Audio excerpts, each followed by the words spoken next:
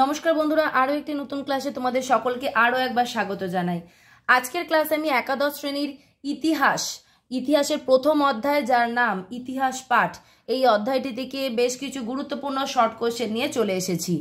প্রথম সেমিস্টারে তোমরা প্রত্যেকেই জানো যে তোমাদের এমসিকিউ বেসিসে তোমাদের পরীক্ষা হবে এবং সেখানে বিভিন্ন প্যাটার্নে তোমাদের প্রশ্ন আসবে, স্তম্ভ মিলন, এছাড়াও ব্যাখ্যামূলক প্রশ্ন, বিভিন্ন রকম শূন্যস্থান পূরণ, বিভিন্ন রকমের প্রশ্ন আসবে। তার মধ্যে আমি প্রশ্নগুলো এমসিকিউ প্যাটার্নে না রেখে এসএকিউ প্যাটার্নে ওয়ান লাইনে দেওয়ার চেষ্টা করেছি। তোমরা এই প্রশ্নগুলো এমসিকিউ ভাবে পেয়ে যাবে পরীক্ষাতে। তো চলো দেখা যাক আজকে তোমাদের এই প্রথম অধ্যায় থেকে কি কি গুরুত্বপূর্ণ প্রশ্ন পড়তে হবে।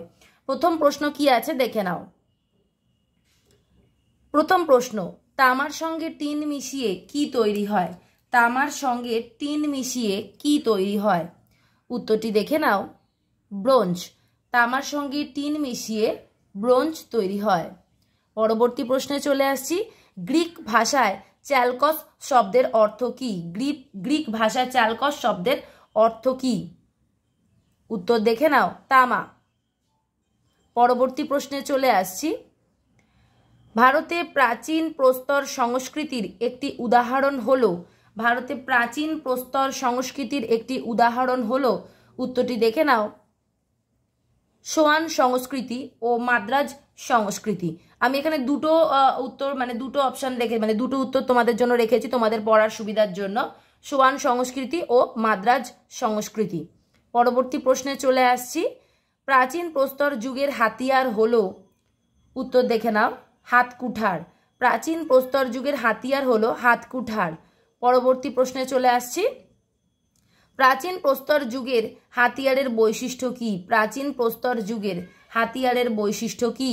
উত্তরটি দেখে নাও, হাতিয়ারগুলি ছিল ভোঁতা, অমসৃণ এবং বেশ বড়। পরবর্তী প্রশ্নে চলে আসছি। পাথরের অস্ত্র এর আকারের ভিত্তিতে যুগটিকে কয় ভাগে ভাগ করা যায়?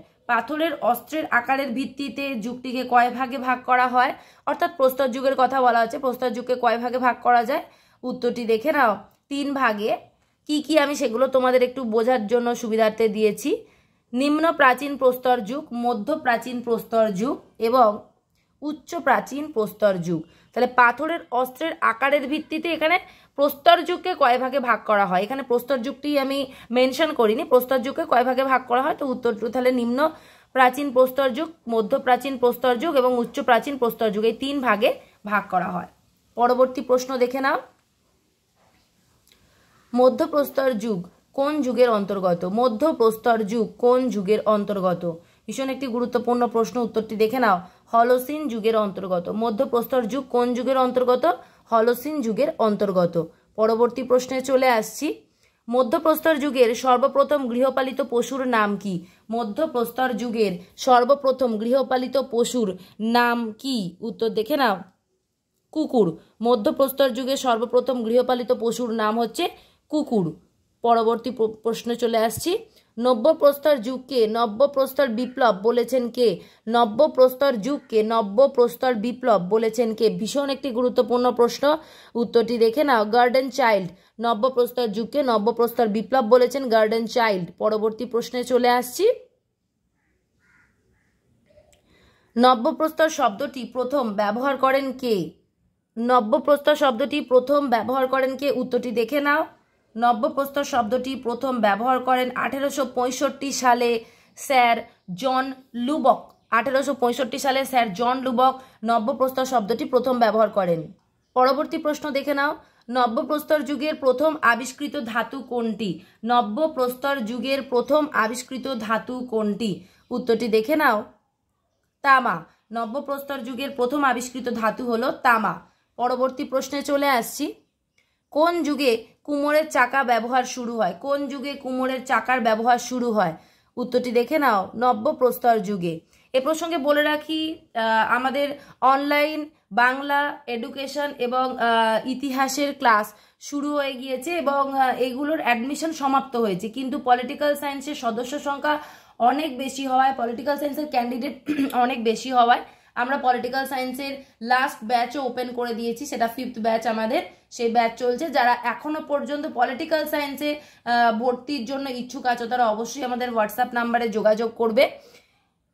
এবং আশা করা যায় যে তোমাদের রিকোয়েস্ট আমরা এত পেয়েছি, আমরা রেগুলার এবার থেকে পলিটিক্যাল সায়েন্স এডুকেশনের সাথে হিস্ট্রিরও ক্লাস আনবো। তো তোমরা সঙ্গে থেকে তোমরা অনেকেই ভিডিও স্কিপ করে দেখো, তো এতে আমাদের খুব খারাপ লাগে। স্বাভাবিকভাবে এত লং একটা ভিডিও দেওয়া হয়, তাতে তোমরা একদম স্কিপ করে প্রায় দেখোই না, শোনোই না কি বলি। একটু প্লিজ তোমরা স্কিপ না করে ভিডিওটা প্রথম থেকে একটু শেষ পর্যন্ত দেখো, নোটসগুলো নোট ডাউন করো, আশা করি তোমরা উপকৃত হবে। পরবর্তী প্রশ্নে চলে আসছি। তাম্রপ্রস্তর যুগের একটি সভ্যতার নাম লেখো। তাম্রপ্রস্তর যুগের একটি সভ্যতার নাম লেখো। উত্তরটি দেখে নাও, সিন্ধু ও হরপ্পা সভ্যতা। তাম্রপ্রস্তর যুগের একটি সভ্যতার নাম সিন্ধু ও হরপ্পা সভ্যতা। পরবর্তী প্রশ্নে চলে আসছি। অস্ট্রেলোপিথেকাস এর জীবাশ্ম প্রথম কোথায় পাওয়া যায়? অস্ট্রেলোপিথেকাস এর জীবাশ্ম প্রথম কোথায় পাওয়া যায়? ভীষণ একটি গুরুত্বপূর্ণ প্রশ্ন, উত্তরটি দেখে নাও, আফ্রিকায়। অস্ট্রেলোপিথেকাস এর জীবাশ্ম প্রথম পাওয়া যায় আফ্রিকায়। পরবর্তী প্রশ্নে চলে আসছি।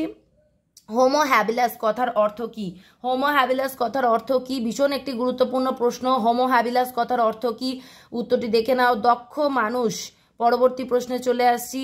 হোমো হ্যাবিলাসের জীবাশ্ম সর্বপ্রথম কে আবিষ্কার করেন? হোমো হ্যাবিলাসের জীবাশ্ম সর্বপ্রথম কে আবিষ্কার করেন? উত্তরটি দেখে নাও, লিকি দম্পতি। লিকি দম্পতি সর্বপ্রথম হোমো হ্যাবিলাসের জীবাশ্ম আবিষ্কার করেন। পরবর্তী প্রশ্নে চলে আসছি। আলতামিরা গুহাচিত্র কোথায় পাওয়া যায়? আলতামিরা গুহাচিত্র কোথায় পাওয়া যায়? উত্তরটি দেখে নাও, স্পেনে। আলতামিরা গুহাচিত্র পাওয়া যায় স্পেনে। পরবর্তী প্রশ্নে চলে আসছি। ভীমবেটকা গুহাচিত্র কোথায় অবস্থিত? ভীমবেটকা গুহাচিত্র কোথায় অবস্থিত? উত্তরটি দেখে নাও, ভীমবেটকা গুহাচিত্র অবস্থিত মধ্যপ্রদেশে। এরকম গুরুত্বপূর্ণ প্রশ্নগুলো তোমরা যদি পেতে চাও তাহলে অবশ্যই কিন্তু চ্যানেলটিকে সাবস্ক্রাইব করে রেখো। তোমাদের এই চ্যানেলে তোমরা এডুকেশন, হিস্ট্রি, পলিটিক্যাল সায়েন্সের যে কোনো লেভেলের তোমরা নোটস পেয়ে যাবে। তোমরা স্নাতক অর্থাৎ কলেজ থেকে তোমরা একাদশ, দ্বাদশ সমস্ত স্তরের, এমনকি SLST ও মাদ্রাসা সার্ভিস কমিশন, PSC সার্ভিস কমিশনের সমস্ত রকমের পলিটিক্যাল সায়েন্সের নোটস তো পাবেই, তার সাথে হিস্ট্রি এবং এডুকেশনের নোটসও তোমাদের জন্য এখানে আপলোড করা হবে। এছাড়া যারা অনলাইন ক্লাস করতে চাও তারা অতি অবশ্যই যোগাযোগ করো। যদিও অনলাইনের জন্য হিস্ট্রি এবং হিস্ট্রি এডুকেশন বাংলা এগুলোর অ্যাডমিশন বন্ধ করা হয়েছে, ক্লাস শুরু হয়ে গেছে ফুল দমে, প্রত্যেকটা ব্যাচ ফিল আপ হয়ে গেছে। শুধুমাত্র পলিটিক্যাল সায়েন্সের আবার লাস্ট ব্যাচ শুরু হয়েছে। যারা এখনো জয়েন করোনি তারা অতি অবশ্যই জয়েন করে নাও। পরবর্তী প্রশ্নে চলে আসছি। জিগুরাত কথার অর্থ কি? জিগুরাত কথার অর্থ কি? জিগুরাত কথার অর্থ হলো, উত্তরটি দেখে নাও, স্বর্গের পাহাড়। জিগুরাত কথার অর্থ কি? স্বর্গের পাহাড়। পরবর্তী প্রশ্নে চলে আসছি। পাটোদ্ধার হওয়া ভারতের প্রাচীনতম লিপি বা লেখ হলো, অর্থাৎ পাটোদ্ধার হওয়া ভারতের প্রাচীনতম লিপি বা লেখটির নাম কি? তাহলে উত্তরটি দেখে নাও, পাটোদ্ধার হওয়া মানে যে লিপি বা লেখটার পাঠ উদ্ধার করা গেছে, হ্যাঁ, তাতে কি লেখা আছে সেটা উদ্ধার করা গেছে। পাঠ উদ্ধার হওয়া ভারতের প্রাচীনতম লিপি বা লেখ হলো, উত্তরটি দেখে নাও, সহগড় তাম্রলিপি। সহগড় তাম্রলিপি হচ্ছে পাঠোদ্ধার হওয়া ভারতের প্রাচীনতম লিপি বা লেখ। পরবর্তী প্রশ্নে চলে আসছি। মহেশ্বর শব্দটি কাদের মুদ্রায় উৎকীর্ণ ছিল? মহেশ্বর শব্দটি কাদের মুদ্রায় উৎকীর্ণ ছিল? ভীষণ একটি গুরুত্বপূর্ণ প্রশ্ন, উত্তরটি দেখে নাও, কুষাণ শাসকদের মুদ্রায় মহেশ্বর শব্দটি উৎকীর্ণ ছিল। পরবর্তী 22 নম্বর প্রশ্নে চলে আসছে। প্রসঙ্গে বলে রাখি আজকে কিন্তু 35টির বেশি গুরুত্বপূর্ণ প্রশ্ন তোমাদের জন্য এই ভিডিওতে আছে, সুতরাং স্কিপ করবে না, প্রথম থেকে শেষ পর্যন্ত দেখো, আশা করি তোমরা খুব উপকৃত হবে। কাশ্যপন নামক মুদ্রা কোন যুগে প্রচলিত হয়? কাশ্যপন নামক মুদ্রা কোন যুগে প্রচলিত হয়? ভীষণ একটি গুরুত্বপূর্ণ প্রশ্ন, উত্তরটি দেখে নাও, মৌর্য যুগে প্রচলিত হয়। পরবর্তী প্রশ্নে চলে আসছি। দারিক কাদের মুদ্রার নাম? দারিক কাদের মুদ্রার নাম? দারিক কাদের মুদ্রার নাম? উত্তরটি দেখে নাও, পারসিকদের স্বর্ণ মুদ্রার নাম দারিক। দারিক হচ্ছে পারসিকদের স্বর্ণ মুদ্রার নাম। পরবর্তী প্রশ্নে চলে আসছি। সমুদ্রগুপ্তের মুদ্রায় কোন মূর্তি খোদিত? সমুদ্রগুপ্তের মুদ্রায় কোন মূর্তি খোদিত? উত্তর দেখে নাও, বিনা বাদনরত মূর্তি খোদিত। পরবর্তী প্রশ্নে চলে আসছি, আমাদের 25 নম্বর প্রশ্ন। পৃথিবীর প্রথম লিখিত আইন সংহিতা কোনটি? পৃথিবীর প্রথম লিখিত আইন সংহিতা কোনটি? উত্তরটি দেখে নাও, হামুরাবির আইন সংহিতা। হামুরাবির আইন সংহিতা পৃথিবীর প্রথম লিখিত আইন সংহিতা। পরবর্তী প্রশ্নে চলে আসছি।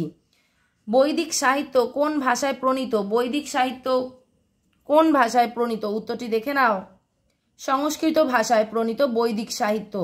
এ প্রসঙ্গে বলে রাখি, যারা অর্থনৈতিক দিক থেকে দুর্বল তাদের জন্য একটি ব্যাচ শুরু করা হয়েছে, সেটি শুধুমাত্র 100 টাকার বিনিময়ে একটি ব্যাচ, এবং সেখানে মাসিক 100 টাকায় নোটসের মাধ্যমে তোমাদের সাহায্য করা হবে। তো সেখানে পলিটিক্যাল সায়েন্সের ব্যাচটা এখনো পর্যন্ত, যেহেতু সর্বোচ্চ ক্যান্ডিডেট পলিটিক্যাল সায়েন্সের ব্যাচে আছে, তো এই ব্যবস্থাটা পলিটিক্যাল সায়েন্সের ব্যাচের জন্য করা হয়েছে। এছাড়া অফলাইনও পড়ানোর ব্যবস্থা আছে, সেখানে সম্পূর্ণ বিনামূল্যে অফলাইনে স্টুডেন্টদের পড়ানো হচ্ছে। যারা ভর্তি হতে ইচ্ছুক তারা অবশ্যই যোগাযোগ করো। বৈদিক সাহিত্য কোন ভাষায় প্রণীত? উত্তরটি হচ্ছে সংস্কৃত ভাষায় প্রণীত। পরবর্তী প্রশ্ন, ঋক শব্দের অর্থ কি? ঋক শব্দের অর্থ কি? উত্তরটি দেখে নাও, স্তুতিমূলক মন্ত্র। ঋক শব্দের অর্থ স্তুতিমূলক মন্ত্র। পরবর্তী প্রশ্নে চলে আসছি, ঋগ্বেদে মোট সূত্র সংখ্যা কত? ঋগ্বেদে মোট সূত্র সংখ্যা কত? ঋগ্বেদে মোট সূত্র সংখ্যা কত? উত্তরটি দেখে নাও, 1028টি। 1028টি। ঋগ্বেদের মোট সূত্র সংখ্যা 1028টি। পরবর্তী প্রশ্নে চলে আসছি, পৃথিবীর প্রাচীনতম মহাকাব্যটির নাম কি? পৃথিবীর প্রাচীনতম মহাকাব্যটির নাম কি? উত্তরটি দেখে নাও, গিলগামেশ। পৃথিবীর প্রাচীনতম মহাকাব্যের নাম গিলগামেশ। পরবর্তী প্রশ্নে চলে আসছি, 30 নম্বর প্রশ্ন, জল প্লাবনের কাহিনী উল্লেখ পাওয়া যায় কোথায়? জল প্লাবনের কাহিনীর উল্লেখ কোথায় বা কোন গ্রন্থে পাওয়া যায় বা কোথায় পাওয়া যায়? জল প্লাবনের কাহিনীর উল্লেখ কোথায় পাওয়া যায়? উত্তরটি দেখে নাও, গিলগামেশ মহাকাব্যে পাওয়া যায়। জল প্লাবনের কাহিনী গিলগামেশ মহাকাব্যে পাওয়া যায়। পরবর্তী প্রশ্নে চলে আসছি, মহাকবি হোমার রচিত দুটি মহাকাব্যের নাম লেখো। মহাকবি হোমার রচিত দুটি মহাকাব্যের নাম লেখো। মহাকবি হোমার, অন্ধকবি হোমারের রচিত দুটি মহাকাব্যের নাম কি? উত্তরটি দেখে নাও, ইলিয়াড ও ওডিসি। ইলিয়াড এবং ওডিসি এই দুটি গ্রন্থ হোমারের রচিত। পরবর্তী বা এই দুটি মহাকাব্য হোমারের রচিত। পরবর্তী প্রশ্নটি দেখে নাও, মহাভারতের আদি নাম কি? মহাভারতের আদি নাম কি? দেখে নাও উত্তরটি, জয় কাব্য বা জয় সংহিতা মহাভারতের আদি নাম। নেক্সট প্রশ্ন, ইতিহাসের জনক বলা হয়, একদম আমি উত্তরটি পাশেই লিখে দিয়েছি, ইতিহাসের জনক বলা হয় কাকে? উত্তরটি দেখে নাও, হেরোডোটাসকে ইতিহাসের জনক বলা হয়। পরবর্তী প্রশ্নে চলে আসছি, ইতিহাস হলো দর্শনের এক শাখা, কে বলেছেন? ইতিহাস হলো দর্শনের এক শাখা, কে বলেছেন? উত্তরটি দেখে নাও, হেরোডোটাস বলেছেন ইতিহাস হলো দর্শনের এক শাখা। হেরোডোটাস বলেছেন ইতিহাস হলো দর্শনের এক শাখা। পরবর্তী প্রশ্নে চলে আসছি, হিস্ট্রি শব্দটি কোন শব্দ থেকে এসেছে? হিস্ট্রি শব্দটি কোন শব্দ থেকে এসেছে? উত্তরটি দেখে নাও, হিস্ট্রি শব্দটি এসেছে গ্রিক শব্দ হিস্টোরিয়া থেকে। গ্রিক শব্দ হিস্টোরিয়া থেকে হিস্ট্রি শব্দটি এসেছে। পরবর্তী প্রশ্নে চলে আসছি, মানুষ প্রথম কি ধরনের হাতিয়ার ব্যবহার করত? মানুষ প্রথম কি ধরনের হাতিয়ার ব্যবহার করত? উত্তরটি দেখে নাও, পাথরের তৈরি হাতিয়ার ব্যবহার করত। পরবর্তী প্রশ্নে চলে আসছি, ইংরেজিতে প্রি হিস্ট্রি কথাটি প্রথম কে ব্যবহার করেন? ইংরেজিতে প্রি হিস্ট্রি কথাটি প্রথম কে ব্যবহার করেন? উত্তরটি দেখে নাও, ড্যানিয়েল উইলসন। আজকে এই 37টি প্রশ্ন নিয়ে আমি আমার ক্লাস শেষ করলাম। পরবর্তী ক্লাসে দেখা হবে আবার। যদি তোমাদের ভিডিও ভালো লেগে থাকে, ক্লাসটি ভালো লেগে থাকে, বন্ধুদের সাথে শেয়ার করো, কমেন্ট করো, লাইক করো, এবং যারা আমার চ্যানেলে নতুন অবশ্যই সাবস্ক্রাইব করে রাখো। এরকম ভিডিও এবার থেকে প্রতিনিয়তই আসতে চলেছে তোমাদের সুবিধার্থে। ধন্যবাদ।